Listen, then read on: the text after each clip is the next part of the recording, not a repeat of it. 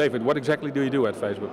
So I joined Facebook about a year ago and really have a small engineering team focused on helping the company do a good job using and releasing open source and standards.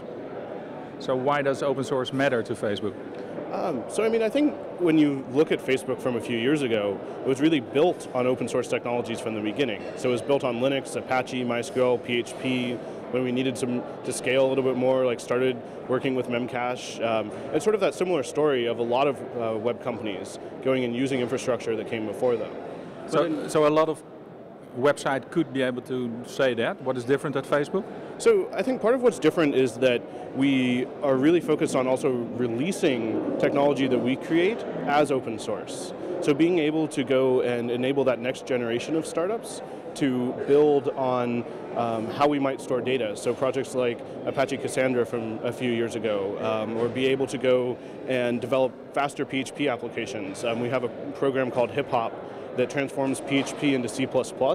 So we're able to have a lot of development speed from an engineering side, but then have a lot of speed in production of working with C++. So you want to take the whole open source community to a next level? Well, yeah, I think what's important to us is going and letting other people not just build with our platform, but be able to go and scale using a lot of the same technologies that we do. So you think it's ridiculous if someone builds a website without open source? I think it's going to be really hard to build a website today without using open source somewhere.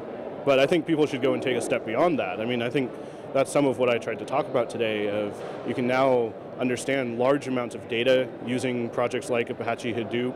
You can go and do all sorts of things that might not have been possible before with open source software. How does open source look like in 5 years from now?